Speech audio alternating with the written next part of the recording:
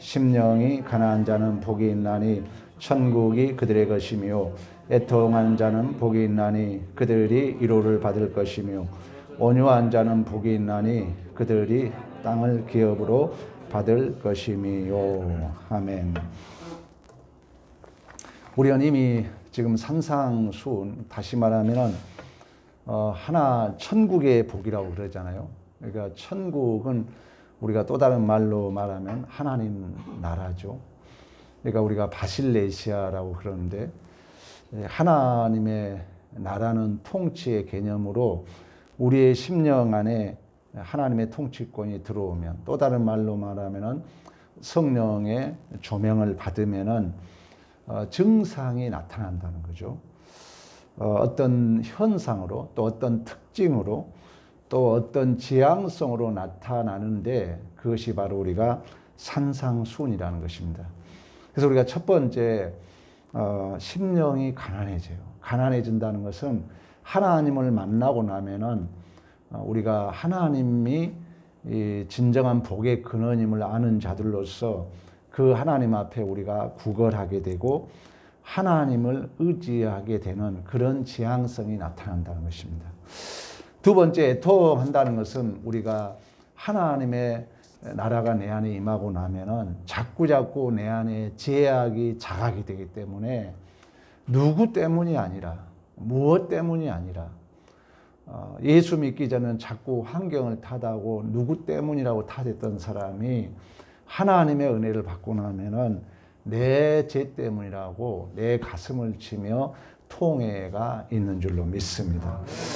오늘은 온유한 자입니다. 온유한 자라는 것은 겸손한 자와 동일한 단어로 이렇게 해석이 되는데, 무엇인가 이렇게 이끌림을 받게 된다는 거예요. 이게 좀 더 이제 부정적 단어로 말하면 이렇게 억압을 받게 되고 짓눌리게 되고 또 여전히 가난하고 애통하는 마음을 갖게 되는 것입니다. 그래서 우리가 산상수훈은 떨어져 있는 개별적인 어떤 교훈이 아니라 계속 연결돼서 하나로 나타나는 것입니다. 우리가 심령이 가난해지고 애통해지고 또 오늘 본문에 온유해지고. 근데 이 온유함의 단어는 여러 가지 이제 우리가 그 해석을 할 수 있겠습니다만은, 가장 이제 많이 사용된 의미는 동물들을 이제 다스리고 통제함으로 온유하게 만드는 그 성질을 나타내는 단어입니다. 그러니까 우리가 이 온유함의 반대적 개념은 제어되지 않는 게 내 마음이. 그래서 우리의 마음이 거칠고 또 사납고 그리고 브레이크가 없는 마음. 내가 할 말 다 해버려요. 내 성질대로 부려요. 온유함의 반대입니다. 그러나 성령의 이끌림을 받게 되면은 제어가 된다는 거예요. 내 행동이 제어가 되고 내 말이 제어가 되고. 그런 의미에서 어떤 학자는 이 온유함을 내 고집을 꺾는 성질의 단어라고 이렇게 해석을 하는 사람도 있어요. 그러니까 이제 온유함을 오늘 차례차례 우리가 확인해 보겠습니다만은, 여러분들이 그 야생 말 이제 길들이기를 여러분들이 하는 걸 저도 이제 그 유튜브를 통해서 봤는데, 야생 말을 이제 데다가 길들일 때 제일 먼저 어떤 일을 하냐면은 이 야생 말하고 순한 당나귀하고 이렇게 묶어 놓는답니다. 그러면 야생 말이 막 뛰어다닌대요. 그러다가 한 2일 정도 지나면은 코가 쭉 빠져가지고 이 야생 말이 그 당나귀가 이끄는 대로 이렇게 순진하게 이렇게 따라온대요. 첫 번째 길들이기가 그렇대요. 그런데 쓰는 성질이 뭐라고요? 온유함이라는 거예요. 그래서 우리가 구약 성경에 이 온유함을, 겸손함을 잘 표현한 내용이 있는데, 우리 빨리 찾아봅니다. 스가랴를 한번 가봅니다. 스가랴는 알죠? 말라기 앞입니다. 우리가 바벨론 포로 귀환 때 학개, 스가랴, 말라기가 선지서가 기록되어 있는데, 여러분들 이럴 때 더불어 같이 외우면 좋아요. 학개, 스가랴, 말라기. 우리가 스가랴 9장입니다. 시간 관계상 9장 9절만 우리 합독합니다. 시작. 시온에 따라 크게 기뻐할지어다. 예루살렘에 따라 즐거이 부를지어다. 보라, 내 왕이 내게 임하시나니 그는 공의로우시며 구원을 베푸시며 겸손하여 나귀를 타시나니 나귀의 작은 것 곧 나귀 새끼니라. 여기에 겸손함이 우리가 안아바, 온유함, 또 고난을 당하는 자, 가난한 자 이렇게 해석이 돼요. 그러니까 이 겸손했다는 것은 그 가장 높은 만왕의 왕께서 그 주인의 붙들린 나귀 새끼를 타고 이렇게 시온성에, 아까 제가 그 야생 말이 길들여지면은 그 당나귀에 끌려서 이렇게 순진하게 돌아온 성질을 겸손이라고 얘기하는 것처럼, 높고 높은 보좌를 가지신 최고의 높으신 분이 나귀 새끼를 타고 이렇게 쫄랑쫄랑 예루살렘에 입성하는 상태를 뭐라 한다고요? 겸손이라 그래요. 온유함이라고 그럽니다. 그러니까 성경적 겸손과 온유함은 가장 높은 만왕의 왕 예수 그리스도께서 하나님의 언약을 성취하기 위하여 하나님의 뜻에 제어당하는 거예요. 내 뜻대로 마옵시고 아버지 뜻대로 하옵소서. 그 성질이 뭐라고요? 겸손함, 온유함이라는 것입니다. 그래서 아버지 뜻에 제어당해서 이 오늘 본문으로 본 것처럼, 우리가 방금 스가랴 보았던 것처럼 그 아버지 뜻에 제어당하여 끌려가는 멍에를 맨 나귀의 삶, 또 다른 말로 말하면은 그 예수 그리스도의 십자가를 지는 삶, 성경적 온유함이고 겸손함인 줄로 믿습니다. 우리가 신약성경도 한번 찾아볼까요? 마태복음 우리 11장 갑니다. 너무나도 잘한 내용인데, 마태복음 11장 우리 28절 30절 우리 다 좋아하는 성경 구절이니까 우리 합독합니다. 시작. 수고하고 무거운 짐진 자들아 다 내게로라. 내가 너를 쉬게 하리라. 내 마음이 온유하고 겸손하니 나의 멍에를 메고 내게 배우라. 그러면 너희 마음이 쉼을 얻으리니 이는 내 멍에는 쉽고 내 짐은 가벼움이라 하시니라. 아멘. 그러니까 예수님의 내 마음이 온유하고 겸손하다 그러잖아요. 근데 그 온유하고 겸손한 마음을 멍에를 메는 십자가의 모습과 동격으로 설명하고 있다는 거예요. 멍에를 메라. 내 마음이 온유하고 겸손한 것을 배우려면 멍에를 메어라. 그러니까 그 무엇인가 아버지 뜻에 끌려서 멍에를 메는 마음이 곧 온유하고 뭐다? 겸손한 마음이다. 그러니까 예수님께서 아버지 뜻에 제어당하여 십자가를 지는 그 증상, 그 상태, 그 지향성이 바로 온유함이라는 거예요. 겸손함이라는 것입니다. 그래서 우리가 살다 보면은 그런 이제 온유함의 겸손함의 은혜의 파편으로 교회에도 규정이 있는 거예요. 그래서 여러분들 그 규정에 잘 따르는 마음이 온유한 마음이에요. 겸손한 마음이에요. 이처럼 온유하고 겸손함이라는 것은 윤리도덕으로 만들어진 성품이 아니라 하나님의 뜻에 제어당하는 마음, 성령의 제어를 당하여서 십자가를 지는, 또 다른 말로 말하면 예수의 마음, 예수를 닮은 삶이 곧 온유함이고 겸손함인 줄로 믿습니다. 그래서 우리가 이처럼 온유하고 겸손함이라는 것은 천국 백성으로서 우리가 바실레시아, 천국에 대해서는 여러분 내가 자주 얘기하는 통치의 개념이거든요. 그러니까 하나님의 통치를 받는 모습이 쉽게 말하면. 그래서 성령의 능력의 제어를 당하는 그 지향성, 그 상태, 그 됨됨이, 그리고 그 특징, 이것이 바로 온유함이고 겸손함이고 이게 천국 백성이 받는 복인 줄로 믿습니다. 또 다른 말로 말하면 예수의 마음이죠. 우리 예수님이 높고 높은 보좌를 보시고 빌립보서 얘기하고 있잖아요. 너희가 이 예수의 마음을 품으라. 모든 보좌를 버리시고 이 땅에 인카네이션, 성육신 하셨던 그 예수의 마음, 그게 바로 온유함이라는 것입니다. 이걸 구약 성경은 잘 내가 보는 관점으로는 잘 이렇게 표현한 내용이 예수에 대해서 이사야가 잘 표현한 내용인데, 우리 이사야 53장으로 가볼까요? 우리 다 아는 내용입니다. 구약 성경 천국 33쪽 이사야 53장 7절 우리 한번 그 십자가에 지는 그 온유함의 모습을 우리가 한번 보자면은 53장 우리 7절 합독합니다. 시작.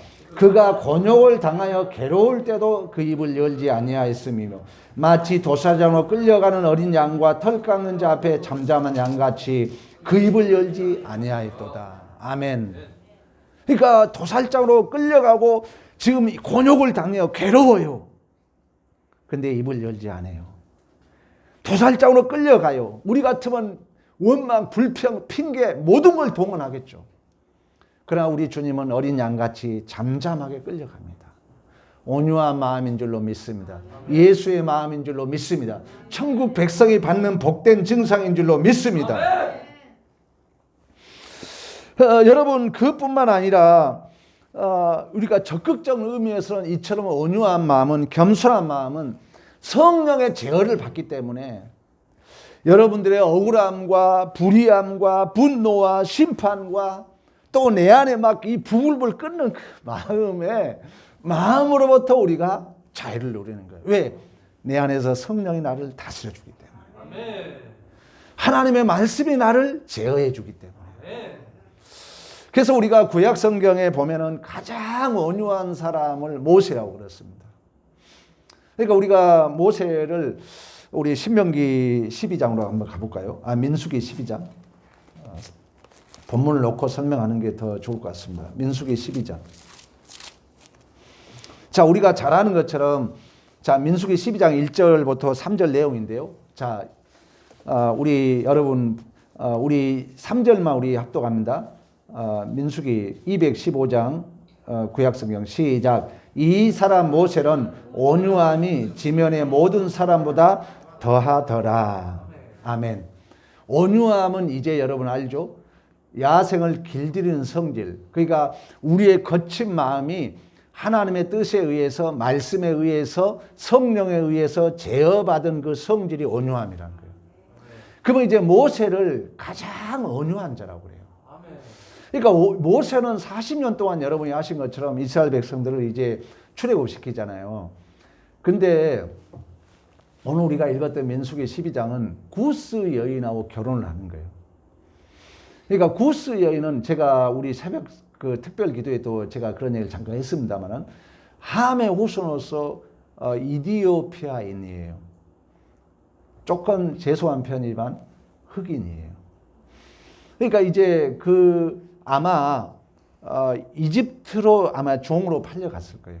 그 종으로 팔려갔다가 출애굽을 할 때 찡겨 껴서 이제 같이 출애굽을 한 거예요. 근데 여러분 모세의 위치를 대충 보면 안 돼요. 모세는 쉽게 말하면 이스라엘의 최고의 지도자예요. 쉽게 우리나라 대통령과 마찬가지예요. 근데 이 구스 여인하고 결혼하는 거예요.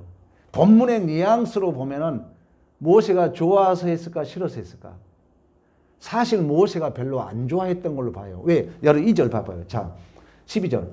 그들이 이제 미리암과 아론이 모세를 비방하잖아요. 근데 비방의 이유가 뭐냐면 이르되 여호와께서 모세와만 말씀하셨느니라. 왜 우리와도 말씀하지 아니했느냐?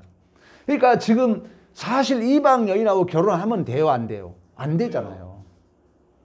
물론 여러 가지 신학적 의미가 있지만 우리가 교회 생활 하다 보면은 이해되지 않는 일들이 이루어질 때가 있거든요. 도저히 법으로도 안 맞아, 이건. 사실 모세가 이 구스 여인하고 모세는 우리나라 대통령보다 더 위대한 위치예요. 40년 동안 이스라엘에서 이끄는 최고 지도자거든요. 근데 이스라엘의 그 아름다운 여인들도 얼마나 있을 수 있는데, 거기에 그 측근들의 여인들도 얼마나 있을 수 있는데, 하필이면 특히 이디오피아 여인하고 결혼한다는 건 엄청난 이게 충격이거든요. 근데 본문 뉘앙스로 내가 보기에는 아마 하나님이 하라고 했던 것 같아요.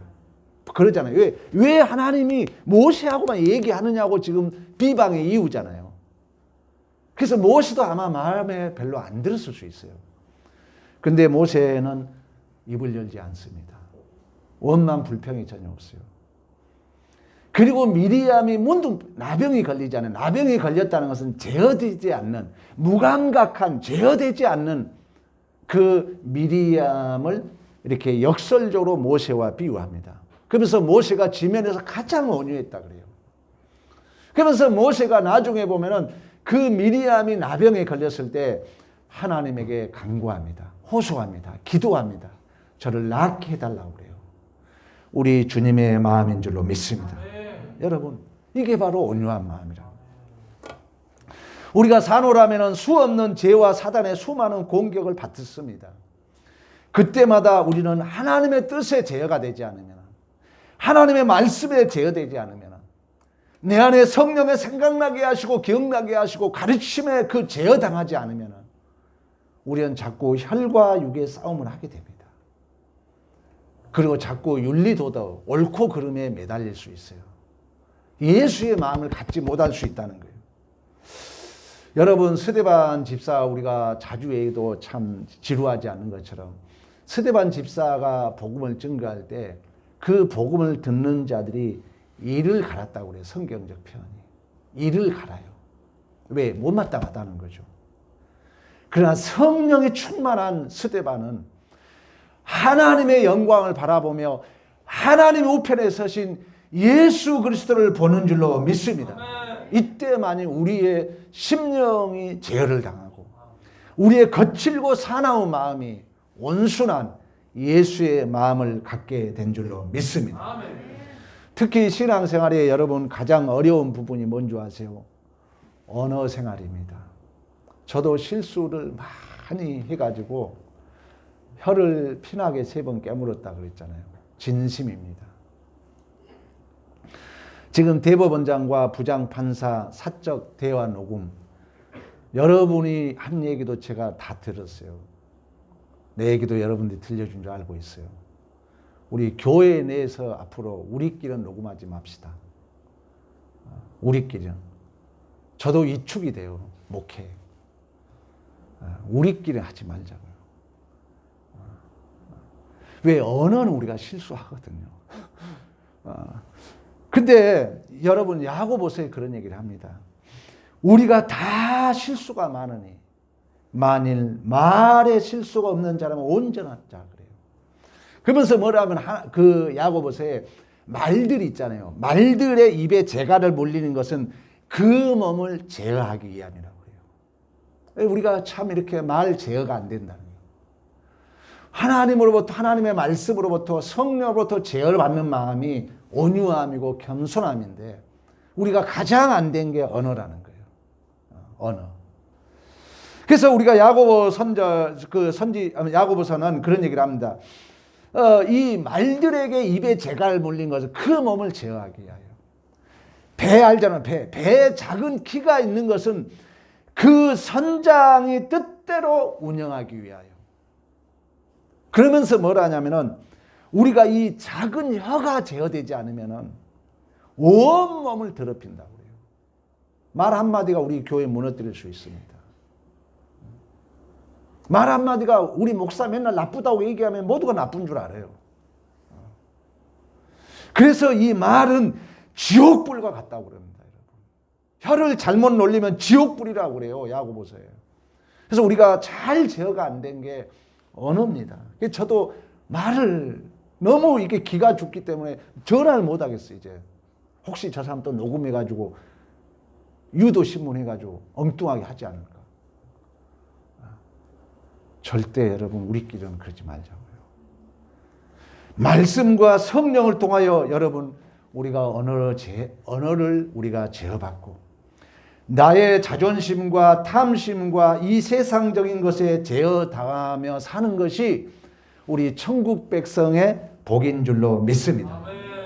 이처럼 신자의 복은 예수님께서 하나님 뜻에 여러분 제어당하여 십자가의 멍에를 지셨던 것처럼 우리 예수님이 엘리 라마 사박다리 나의 하나님 어찌하여 나를 버리시나이까. 그러나 내 뜻대로 마옵시고 아버지 뜻대로 하옵소서. 이 제어당하는 성질이 뭐라고요? 온유함이라는 거예요. 이게 여러분 겸손함이라는 거예요. 반드시 그런 자는 하나님의 땅을 기업으로 받을 줄로 믿습니다. 근데 이 땅이라는 것은 뭐냐면은 우리가 이 히브리어 원문을 보면 에레츠 해가지고 나라, 본향, 또 우리가 땅 하면 약속의 땅 기억나잖아요. 또 땅 하면 우리 새 예루살렘을 기억나잖아요. 새 예루살렘. 그러니까 사실 내가 보기에는 그냥 쉽게 해석도 될 것 같은데요. 땅을 기업으로 받는다는, 나라를 기업으로 받는다는 거예요. 또 다른 말은 온유한다는, 또 역사로 하나님의 통치를 받는다는 거예요. 쉽게 말하면. 왜? 하나님의 나라는 여러분 바실레시아, 종말론적 다스림 통치 개념이라고 그랬잖아요. 그리고 기업은 뭐냐면은 상속자라는 의미가 있어요. 기업을 준다 그러잖아요. 상속을 준다는 거예요. 후사라는 뜻을 가지고 있어요. 기업은. 그 후사에 또 적극적이면 예수 그리스도의 자신인 줄로 믿습니다. 또 우리가 바로 후사예요. 우리가. 그러니까 동일한 얘기예요. 온유한 자는 하나님의 뜻과 성령의 다스림을 받는 자이고, 땅을 기업으로 받는다는 것은 하나님 나라의 통치를 받는 자로서 또 그 자신이 하나님의 자녀다운 자로서 살게 된 줄로 믿습니다. 그래서 이 땅과 기업이라는 것은 하나님의 주실 땅이잖아요. 예수 그리스도 여러분, 내가 너희를 예비할 처소를 예비하러 간다고 그러잖아요. 거기가 어디입니까? 천국이잖아요. 그곳이 어디입니까? 교회입니다. 더 적극적으로는 그 존재가 우리 자신들인 줄로 믿습니다. 그러니까 땅을 기업으로 받는 복은 하나님 나라에서 하나님의 통치와 다스림을 받는 자로서 예수의 마음을 갖는 거예요. 우리가 예수의 마음. 왜? 우리 예수님이 그러잖아요. 내 마음이 온유하고 겸손하잖아요. 내 마음이 온유하고 겸손한 멍에를 메우려고 배우라잖아요. 그 멍에를 메는 메움이 예수의 온유함이었다는 거예요.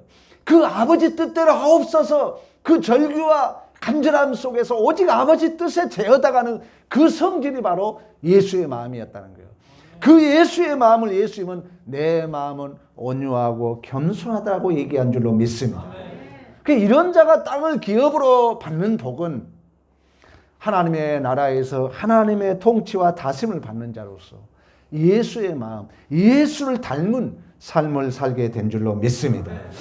즉 예수 그리스도 안에서 말씀과 성령의 제어를 당하며 예수님 마음으로 하나님 자녀로서, 왜? 그 자녀란 마음이 기업이거든요. 땅은 약속의 땅, 우리가 새 예루살렘, 하나님 나라잖아요. 그러니까 온유하고 겸손한 자는 더 적극적이면 예수의 마음을 가지고 하나님의 자녀로서 하나님의 통치를 잘 받는 자로서 행복하게 사는 줄로 믿습니다. 이것보다 더 큰 복이 없잖아요. 천국의 복이에요. 그러면 이러한 땅에 사는 자의 실조는 뭐냐면 우리 히브리서로 가봅니다. 히브리서 11장. 히브리서는 저 뒤에 있습니다. 히브리서 신약성경 365장.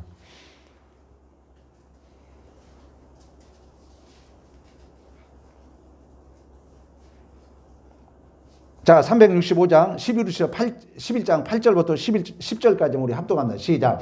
믿음으로 아브라함은 부르심을 받았을 때 순종하여 장래의 유업으로 받을 땅에 나갈새 갈 바를 알지 못하고 나갔으며, 믿음으로 그가 이방의 땅에 있는 것 같이 약속의 땅에 거류하며 동일한 약속을 유업으로 함께 받은 이삭과 야곱과 더불어 장막에 거했으니 이는 그가 하나님이 계획하시고 지으실 터에 있는 성을 바랐음이라. 아멘. 이 말은 뭐냐면은 신자는 이미 완료된 하나님 나라 백성이잖아요. 우리가. 여러분, 하나님 나라는 바실레시아, 완료된 하나님의 나라의 통치의 개념이라는 거예요. 이 완료를 예수께서 이루셨잖아요. 시간은 여러분, 하나님의 시간은 카이로스 하나라 그랬잖아요. 우리를 통해서 크로노스로 펼쳐놨어요. 그러니까 종말은 이미 있는 것이 오는 거예요. 새롭게 만든 게 아니에요. 다시 말하면 이미 이루어 놓은 것이 완성돼가는 의미라는 거예요. 쉽게 말하면 있는 것이. 그러나 우리는 이 세상에서 믿음으로 이방인처럼 살아요. 그렇지만 우리는 다시금 완성될 그 하나님의 도성, 거룩한 성, 새 예루살렘을 우리는 바라보고 사는 줄로 믿습니다. 그 믿음이 있다면은 이 땅의 것이 제어당하는 거예요. 누가? 노아가 그랬던 것처럼. 노아가 네피림이 내릴 때 용감한 것, 하나님의 백성들이 아름다운 여인을 취했을 때 그가 모든 세상적을 제어하고 아라라서 꼭대기에서 120년 동안 방주를 지었던 것처럼 하나님의 은혜를 입은 자들은, 하나님과 동행한 자들은 하나님의 통치로 말미암아 이 비록 이 땅에 살지만 이 세상적인 탐욕과 욕심과 우리의 자존심이 제어당하며 하나님 나라를 소망하며 살게 된 줄로 믿습니다. 이게 우리 온유한 자의 복이라는 거예요. 천국 백성의 복이라는 것입니다. 이처럼 온유한 자의 복이라는 천국에서 정말로 하나님의 통치를 받는 자로서 이 땅에서 우리의 욕심, 우리의 탐심, 우리의 복수심, 우리의 억울함, 우리의 분노, 우리의 조급함, 이 모든 것들이 제어당해요. 복 있는 자는, 은혜를 입은 자는. 그래서 노아의 삶을 성경은 뭐냐? 은혜를 입었더라. 하나님과 동행하였더라. 그래서 여러분들이 언어가 제어당하고 내 욕심이 제어당하고 내 탐심이 제어당하고 이런 것들이 하나님의 뜻에 의해서, 내 성령에 의해서, 그래서 우리가 말씀 듣는 거잖아요. 제어당하면 사람의 뜻이 무엇일까? 여러분, 매 순간 하나님과 임재와 만남이 경험돼야 됩니다. 하루도 그것이 한 번도 없으면 안 됩니다. 이처럼 하나님의 나라의 힘은 말씀과 성령의 제어를 받은 자로서 나를 부인하며 나의 십자가를 지는 삶인 줄로 믿습니다. 결국 말씀과 성령의 제어를 받는 삶이란 하나님의 통치와 하나님의 다스림을 받는 자로서 우리 예수님이 모범을 보여줬던 것처럼 우리 예수님이 내 마음을 온유하고 겸손하니 내 멍에를 메고 배우라고 말씀했던 것처럼 우리가 십자가를 지는 마음으로 살아갈 때 여러분 마음에 참다운 쉼을 얻게 된 줄로 믿습니다. 우리가 예수님처럼 스데반 집사처럼 누가 돌을 던지든 말든 누가 거짓말을 하든 말든 또는 상대방의 우리가 그 자존심을 건드릴 필요가 없어요. 누가 나에게 돌을 던지든 그 사람이 틀렸든 뭐라든 나만큼 나도 똑같이 그걸 우리가 물귀신 작전이라 그러는데요. 똑같으면 안 돼요. 죄송합니다. 우리 전라도 사람들이 욕먹는 이유가 뭔지 아세요?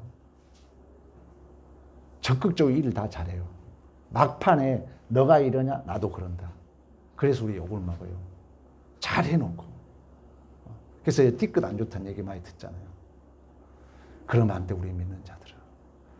너는 그렇다 할지라도 나는 성령의 제어를 받는 자로서, 나는 하나님 나라의 제어를 받는 자로서, 나는 하나님의 통치를 받는 자로서, 나는 하나님의 다스림을 받는 자로서 우리는 용납하고 베풀고 감수하고 화를 내지 않고 온전히 아버지 뜻대로 하옵소서 순종하는 삶이 겸손의 삶이며 온유한 삶이며 그런 자는 땅을 기업으로 없는 참다운 천국의 복을 누리게 된 줄로 믿습니다. 아멘. 이런 자의 삶을 한마디로 우리 찾아보고 마치겠습니다. 시편 37편